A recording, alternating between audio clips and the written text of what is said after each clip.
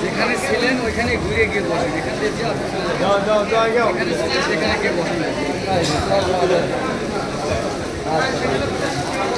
যেখানে ছিলেন ঘুরে গিয়ে সেখানে বসেন। পানা তালুকদার ও মোসাম্মদ শেখ আলী বেগমের পরে চলে আসবেন লোকমান আলী ও রশিদা বেগম। লোকমান আলী ও রশিদা বেগম। লোকমান আলীর পরে আসবেন কুসুম্বি ইউনিয়নের ফাতেমা বেগম। ফাতেমা বেগম।